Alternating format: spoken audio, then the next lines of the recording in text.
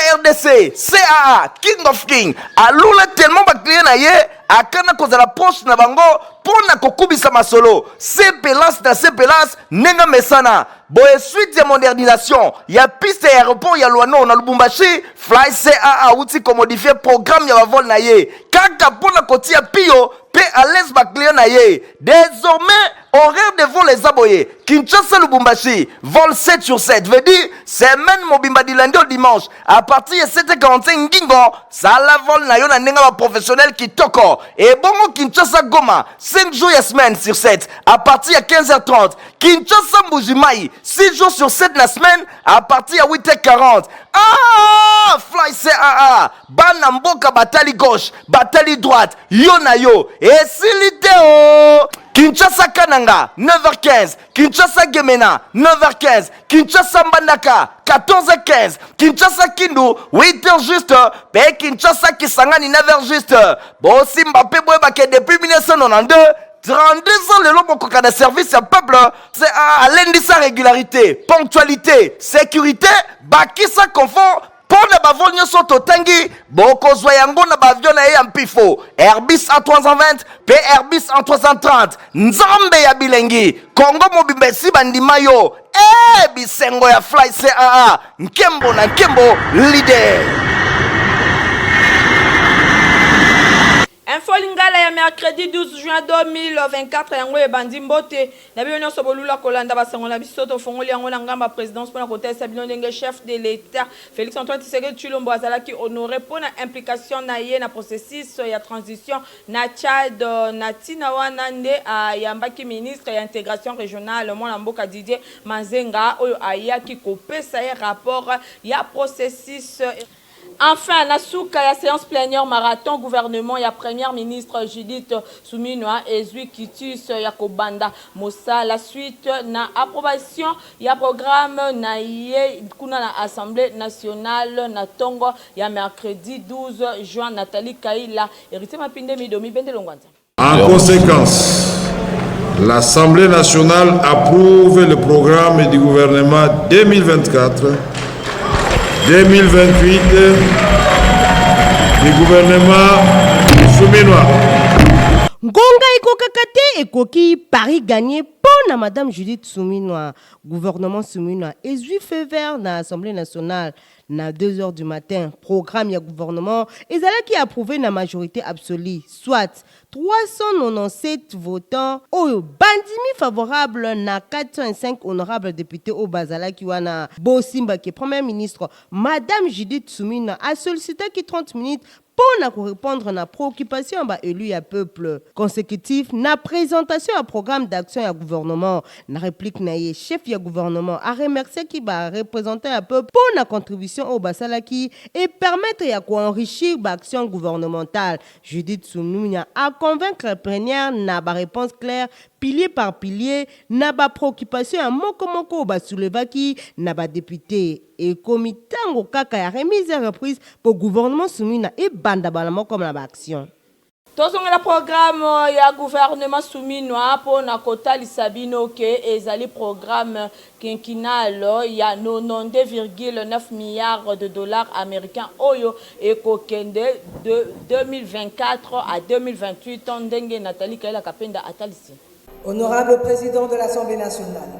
Premier ministre Judith Suminwa Tuluka a présenté mardi 11 juin 2024 dans l'Assemblée nationale programme d'action et gouvernement naye ezali programme quinquennal de 2024 à 2028 oyo ezali ko s'élever na 277,066,2 milliards de francs congolais soit 92,9 milliards de dollars américains d'après premier ministre Kou oyo ezali totalement ko couvrir les ressources étatiques et non étatiques ya pouvoir central pour la province et longo na ba entité territoriale décentralisée. Programme d'action et gouvernement 2024-2028 ezali ko traduire ferme volonté ya gouvernement congolais pour atteindre double objectif ko consolider ba acquis ya premier mandat pour parachever avènement ya Congo uni pe ko sécuriser population na ndenge ya malamu souveraineté lisusu ya mboka pe ko affirmer prospérité ko poser durablement ba jalon ya Congo émergent kati na yango autorité ya l'état et kozala consolider solidarité et kozala renforcer pe ba ville connectée ndenge premier ministre Judith Suminwa atalisaki programme ya gouvernement oyo ezali autour ya 6 piliers stratégiques kati na yango ko créer ba emploi pe ko protéger pouvoir d'achat ya ba ménage ko protéger territoire national pe ko sécuriser batu elongo na biloko na bango ko aménager territoire national pour la connectivité maximale ko garantir accès à ba services sociaux de base ko renforcer ba capacité ba services publics ko gérer durablement de manière responsable écosystème liboso ya changement climatique. Premier ministre alobi 29% ya budget oyo ekozala alloué na financement ba réforme nécessaire pour na ko stabiliser cadre macroéconomique pe ko transformer structure ya économie pour na ko créer ba emploi pe ko protéger pouvoir d'achat ya population. 20% ekozala consacré na ba action oyo ekosalema pour na ko sauvegarder souveraineté internationale pe nationale ya RDC. 22% pour na ko financer ba action ba projet ba programme ba réforme na cadre ya modernisation d'infrastructures de base. 16% pour na ko financer ba action ba projet to ba programme ba réforme oyo ezali ko viser ko améliorer accès à ba congolais nyonso na ba service de base. Bongo 7% ya ressources oyo ekozala alloué na financement d'action pour na mener oyo eko renforcer ba capacité ba service de l'état. 5% pour na ko financer ba projet oyo ezali ko garantir environnement pe développement moko durable pour na ko en charge ba ambition RDC azana obligation ya ko générer ba ressources naturelles pour na ko financer programme ya gouvernement ba ressources oyo gouvernement azana bosenga na yango pour na ko financer programme d'action oyo ekoki ko générer ba économie eye ba na ko telema appui ba partenaire mususu ya l'état ndenge premier ministre atalisaki liboso ya présentation nationale et sengeli bosimba que nouveau gouvernement est s'engager pour na kota en œuvre 3 initiatives présidentielles à savoir ba route ba desserte agricole na cadre ya programme ya développement local ya 145 territoires ya RDC ba chaîne de valeur agricole agenda transformation agricole pour na ko matérialiser volonté exprimée et pas ya chef de l'état ko assurer revanche ya sol pe na sous-sol pe le sous assainissement ba ville pour na côté développement urbain moteur moko ya croissance économique plutôt que source ya ba effet externe négatif lokola insalubrité ba embouteillage pe ya banzela occupation sauvage ya l'espace public pe l'espace nyonso oyo ezali a edificandi. Premier ministre Judith Suminwa a été mingi action na l'homme pambate azali comme considéré ressource principale. Nathalie Kaila a fait bino ba précision. Gouvernement conduit na Madame Judith Suminwa et l'homme Topé Moto au centre d'action. Judith Suminwa a déclaré qu'il y a un liboso à députés nationaux. A lobby était vision politique naie et ça se situer dans le peuple d'abord. Pour na côté intérêt à peuple liboso. Tobé tabongo masolo sur le plan sécuritaire, consciente na défi première, consciente na défi o azali na wa liboso, akani ko sala ba action ya motuya importante pour na ko pacifier zone touchée na sécurité na o etali plan sécuritaire alingi bat o no so est bazala bongo na pe bavanda bongo malamu. Motuya na programme d'action à gouvernement 2024-2028 et ko servir bongo de base programme d'action ya ba activité ya ba ministère ba structure ba agence pour na ko élaborer mise en œuvre ya budget ya l'état ndenge première ministre Madame Judith Suminwa alobaki kaka ya motuya ya kobosana te eza na gouvernement Suminwa oyo peuple d'abord pambate baction pe ba intérêt à peuple commun de ezali boso. Rapporteur ya info Lingala Bazala qui sur place na plénière marathon ya programme ya premier ministre Judith Suminwa et pas bazwa qui quelques réactions ya population pe ba honorable député. La milula lelo et 5000 lelo. O mon population et lelo. Olotalela mama. Mama tangazala ndaku soki papa bimi mela ki paranda ezali mama. Population ezana kasi. Population ezana esengote na gouvernement ekoleka. De tellement maman retika la maman. Mais que dans le belé ya Congo, la sengi na maman sala malamu. Ami mape Congo malamu, gouvernement oyo ezala ya mabe te ezala ya malamu eloko oyo nakobisami ya liboso mama ntango azalaki na plan asalaki oyo babengaki projet ya 145 territoire donc so otali par rapport à 145 territoire misala na epesa salema eyelakisa ke ndenge mpe bapesi ye kilokonzi ya premier ministre akomema mboka na biso na esengo mpe na malamu donc omoni mokolo projet akotika toujours mokolo projet ye aye apesi biso projet mais ntango ye moto alaboraki yango bato basimbaki yango basala yango malamu eza te tellement ye moko sikoyo aye sikoyo na kilokonzi wana seki akosala yango malamu mpo ezali projet na ye mboka etambolaka na bato kaka depuis l'indépendance bato bana indépendance na mwasi aleka te comme bapesi pouvoir na mwasi nde azala esimbaka nzungu na ndako ayebi na kolamba epuis ntango mama azolamba ntango mosu ye moko amibosanaka yango toyeba te ntango mama akokota na kati ya nzungu azolamba azopesa bana moto akosanga mosala te tozala elikia te toujours tozala elikia poso ozala elikia oyo tolobi ekokokisanga sikoyo tozwi équipe gouvernementale oyo ekambami na mama premier ministre Suminwa oyo ezali équipe moko ezali bien composée mpe ezali équilibré peuple esengeli koyeba eke gouvernement oyo eza na responsabilité makasi parce que tokolandela makambo nyonso gouvernement a traduire yango na kati ya mikanda donc mpona biso en tant que balobeli to barepresentant ya peuple tokolandela likambo moko oyo gouvernement alobi to atie na programme na ye avoti ya biso liboso ya responsabilité na biso ke programme oyo amemi soki lobi elandeli yango te mpe ke ezali échec te oyebaka kokondane ye te parce que mosala na biso ezali d'abord kolandela oyo amemi yango lokola programme. Avant investiture ya gouvernement Suminwa, ambiance ezalaki makasi libanda ya palais du peuple, ba bousculade pe ezalaki jusqu'à tel point que président ya Assemblée nationale Vital Kamerhe abimaki ti libanda pona koyeba nini eza koleka kuna héritier Mapinde mi Francis Kanza Lokoka. Il y a 5 décès, 4 civils policiers. Pardon 4 civils policiers et ils sont acheminés à l'hôpital. Il n'y a pas eu de mort. Merci. eloko ya kobanga ezalaki te na niveau ya Assemblée nationale. Président Vital Kamerhe ayokaki force alerte libanda pona oyo etali bousculade balobaki ke bato bakufi libanda. Nzokande président ya Assemblée nationale Vital Kamerhe atikaki bureau na ye pona kokita ti libanda kosankere na situation. Contrairement na barime ndenge ebande koloba bato bakufaki te ezalaki kaka na 5 blessés, 4 na bango policier moko oyo bango nyonso bakumbaki bango na hôpital. Boesali ya plénière ezalaki déjà plein à craquer. Président Vital Kamerhe a autorisaki batika population bakota na cour ya palais du peuple kasi na ordre pona koyeba ndenge nini ambiance ezalaki na salle de congrès. Pambate population bayaki ebele na nzinga ya palais du peuple pona ko accompagner ba membre ya gouvernement elongo na premier ministre Judith Suminwa Tuluka pona koyeba évolution ya débat ndenge nini ezali koleka na Assemblée nationale afin que gouvernement ezala investi.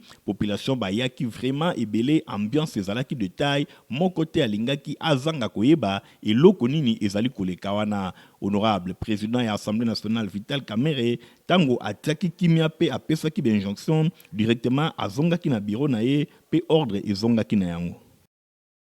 Remise et reprise au Salema qui mercredi 12 juin, coulant la primature entre Premier ministre sortant Jean-Michel Samalkonde Kengepe entrant Judith Suminwa. Chambre haute ya Parlement Sénat a déjà en place commission spéciale pour élaborer règlement d'ordre intérieur. Reporter ya info lingala babete ki tourkuna pona kotala ndenge nini misala ezali kotambola. Héritier Mapinde Christian Kengebeni.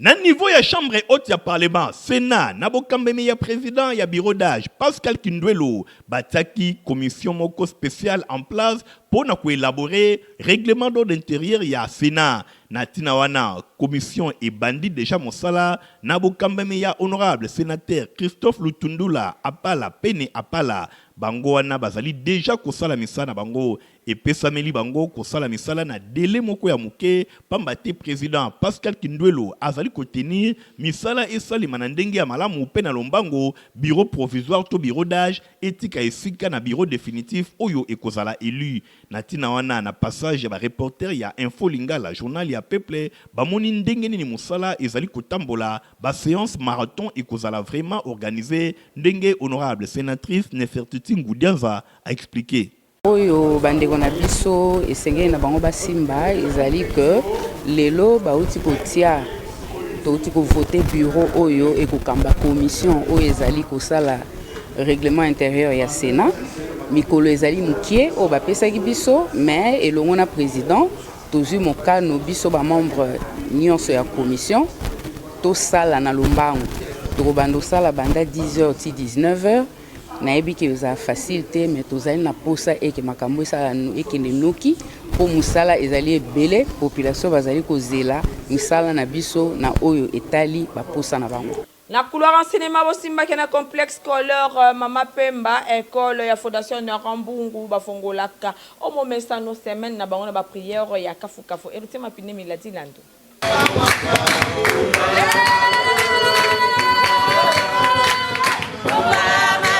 Ndenge kaka ezalaka lokola momesano na complexe scolaire Mama Pemba école ya fondation Nerambungu chaque lundi ba démarraka semaine na bango en beauté batika ka mosala nyonso na boko ya Nzambe mbala oyo pe ezalaki kaka lokola momesano ba enseignant ba personnel administratif bref bato nyonso basalaka na complexe scolaire Mama Pemba basanganaki pona kokumisa Nzambe pe koyoka liloba na ye mbala oyo bazalaki bongo bateyamaki epai ya Koma Honoré oyo ateyaki na mokanda na Psaume chapitre 60 epai wapi atalisike avec Dieu nous ferons des exploits esengeli kotambola tango nyonso elongo na Nzambe soki ozali kotambola na Nzambe okosala exploit ya ndenge na ndenge oyo moyini satana akopusanaka soki mokete pene na yo olingi réussite kangama na Nzambe olingi succès kangama na Nzambe olingi bénédiction nyonso ezali kaka na ngambu ya Nzambe esengeli te koluka yango na esika mosusu na tina wana Mateya ezalaki vraiment capté 5/5 epai ya ba enseignant pe ba personnel administratif nyon ya complexe scolaire Mama Pemba ya fondation Nerambungu oyo bazalaki wana présent Mateya elekaki vraiment kitoko micro ya Info Lingala Ngoma Honoré oyo azalaki mote ya mokolo alimbolaki déroulement ya prière ya mbala oyo. Alors, lelo chaque lundi nous allons na culte oyo tokumisaka Nzambe yoka maloba na Nzambe neto yaka 6h30 toza déjà awa culte bandi qui 7h15 tosilisi et puis de continuer l'activité et à jour. Alors, nous avons béni les seigneurs pour na Mateya oyo a inspiré nga na komisa na peuple de Dieu oyo tozwaki na mokanda ya Psaume 60 verset 14 kuna ezotalisa biso avec Dieu nous ferons des exploits et il écrasera nos ennemis et kuna nde tozali kotatisa assemblée et desengeli komipesa epai na Nzambe kotela kaka Nzambe kotelika na Nzambe kotambola na Nzambe longo kozala na relation d'intimité na Nzambe. Merci na mokonzi ya école na biso son excellence Nerambungu mpona likanisi oyo azwa ya kosala kilte eza na kati école ya moto banda semaine obandaka na kilte donc tozali kotika semaine na boko na Nzambe ntango mpe tozosilisa sango na kilte na boko na Nzambe koremise Nzambe lolinga tambole na biso nyonso ezali kotalisa ke na complexe scolaire Mama Pemba batiaka Nzambe liboso surtout ke initiateur ya école oyo ezali bongo honorable Nerambungu oyo azali pe mosali na Nzambe évangéliste itinérant nyonso ya ye ebandaka na Nzambe. Ba préfet ya Itemat Ndolope Ista bazali solo kobengisa ba parents oyo balingi bana na bango baso ba formation na oyo etali bongo technique ba leka déjà na ba bureau na bango pona ko retirer ba fiche ya demande ya inscription. Fabrice Lundombi, Stéphanas Kande, Francis Kanza Lokoka. Kinshasa boyo kasangola memeli bino na oyo oyo etali bongo ba formation ekuba na domaine technique ya solo yango nde esalaka ke babenga bana na bino ba ingénieur yoka pona année scolaire 2024-2025 Institut technique de météorologie aviation et télécommunication itemat ndolo ista pe itemat binza ista na Delfo na commune ya Ngaliema bazali kobengisa baparent nyonso ya Kinshasa pe ya ba province ya RDC oyo bana na bango bazali na ba ambition ya kolanda ba formation na ba domaine technique lokola aviation civile, mécanique générale, mécanique automobile, électricité générale, construction générale, météorologie et électronique oyo na kati na yango bokozwa 3 options totangi radiotransmission, commutation, bakisa électronique industrielle, cours ya anglais pe informatique ezali na pointe po bana na bino bazala ata na susi mokete na mboka ya bapaya bano batanga kawa bakosilisa wa bokoki komona bango ebele sur le marché tango aussi sa classe na bango na domaine nyonso azana makoki ya ye moko kosala musala o ya ye koliawa a créer entreprise na ye yango na bengi bino boya ebele ba option nyonso oyo totangi boko kuta yango na basite na bango nyonso mibale c'est-à-dire na itemat ndolo na itemat mbinza na Ngaliema quand météo avenue Metelsat numéro 1 quartier Congo commune ya Ngaliema boleka na ba bureau na bango pona ko retirer ba fiche ya ba demande d'inscription pona année scolaire 2024-2025 mingi pona bana na bino oyo bakomata ba classe ya 7e pe 8e pambate ba candidature na bango ezalaka conditionné na test d'admission oyo kutu ezali déjà fixé le 20 juillet 2024. Boyebi ke formation na kati ya itemat ezaka formation moko intégrale tuchaka mingi elikia na bana na biso bazali ko banda classe na 7e 8e mais formation na bango ebandaka partir ya informatique na anglais nde tupesa mise à niveau à bana pour na technicien actuellement selon la nouvelle technologie c'est ngeli mwana maîtriser anglais na informatique et puis to kepe ko signaler ba pratique où ezali ko sala na ba différents domaines techniques na biso je pense yo moko moni ndenge to siliko yamba laboratoire ya simulation ya ba vol pour na bana section aviation civile na ba atelier mususu je pense nde mabongiso tsiko bongisa ba boti pour être ba na lombango le 20 juillet déjà inscription et premier test que ça les meilleures inscription na kati ya itemat ista suite ya modernisation ya piste ya Luano kuna na Lubumbashi NDCAA a modifié horaire ya ba vol na ye na ba différentes villes ya République démocratique du Congo. Michael Bustoto bobenga ye mfumu ya mapate ya RDC CAA King of King alula tellement ba client na ye akana kozala poche na bango pona kokubisa masolo CPLAS na CPLAS nenga mesana boye suite ya modernisation ya piste ya aéroport ya Luano na Lubumbashi Fly CAA uti ko modifier programme ya vol na ye kaka pona kotia pio pe à l'aise ba client na ye désormais horaire de vol les aboyés Kinshasa Lubumbashi vol 7 sur 7 veut dire semaine mobimba du lundi au dimanche à partir de 7h45 ngingo ça la vol na yo na nenga ba professionnel qui toko et bongo Kinshasa Goma 5 jours et semaine sur 7 à partir de 15h30 Kinshasa Mbujimai 6 jours sur 7 la semaine à partir de 8h40 ah Fly CAA bana mboka batali gauche batali droite yo na yo et siliteo Kinshasa Kananga 9h15 Kinshasa Gemena 9h15 Kinshasa Mbandaka 14h15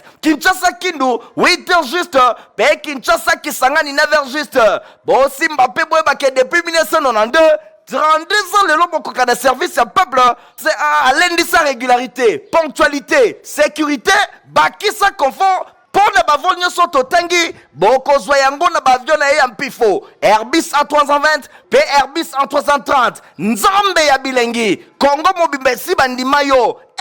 Bisengo ya Fly CAA, Nkembo na Nkembo, leader. Pour la bande, il va la nation qui toko potopote, ça c'est mon corps protiva. Ah merci, Yabouine, bana nyoso baza kuringa. À la pochette.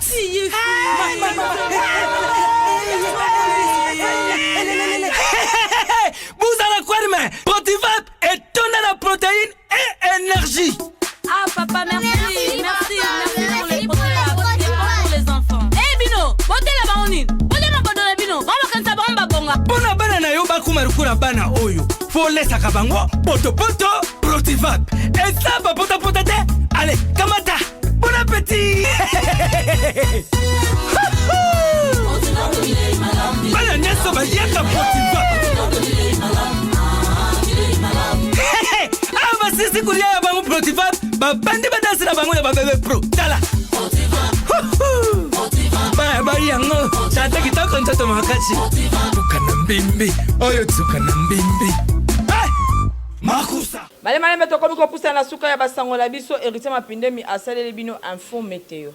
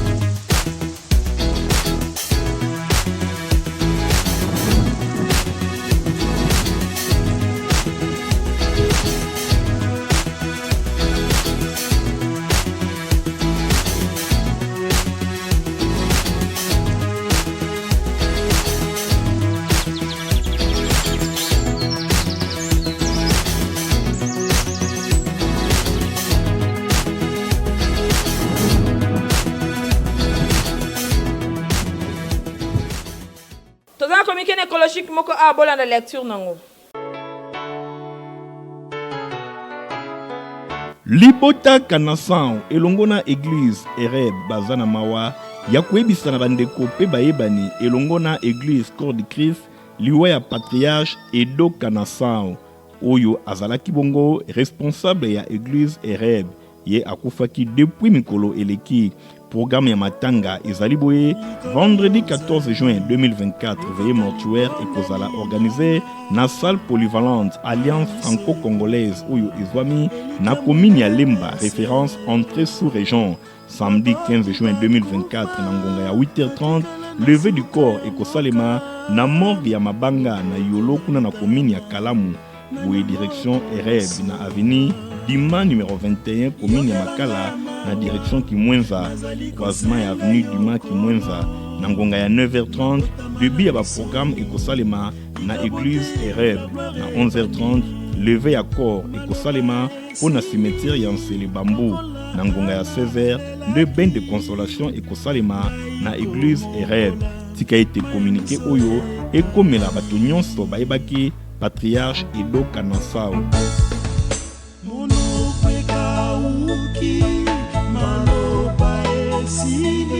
Bon, ce que je journée pour la peuple yangoyo et comme il a souka bandeko botika malamu. Au revoir. Bobenga ye mfumu ya mapate ya RDC CAA King of King alula tellement bakliye na ye akana kozala poche na bango pona kokubisa masolo CPLAS na CPLAS nenga mesana boye suite ya modernisation ya piste ya aéroport ya Luano na Lubumbashi Fly CAA uti ko modifier programme ya vol na ye kaka pona kotia pio pe à l'aise bakliye na ye désormais horaire de vol les aboyés Kinshasa Lubumbashi vol 7 sur 7 veut dire semaine mobimba du lundi au dimanche à partir de 7h45 ngingo ça la vol na yo na nenga ba professionnel qui toko et bongo Kinshasa Goma 5 jours et semaine sur 7 à partir de 15h30 Kinshasa Mbujimai 6 jours sur 7 la semaine à partir de 8h40 ah Fly CAA bana mboka batali gauche batali droite yo na yo et siliteo Kinshasa Kananga 9h15 Kinshasa Gemena 9h15 Kinshasa Mbandaka 14h15 Kinshasa Kindu 8h juste pe Kinshasa Kisangani 9h juste Bosi Mbappé Boebake depuis 1992 32 ans le lobo kokana service à peuple, c'est à lundi sa régularité, ponctualité, sécurité, bakisa confort. Pour ne pas voir soto tangi, boko zoyango na bavion na ya mpifo, Airbus A320, Airbus A330, Nzambe ya bilengi, Congo mobimbe bandimayo, bisengo ya fly CAA, nkembo na nkembo leader.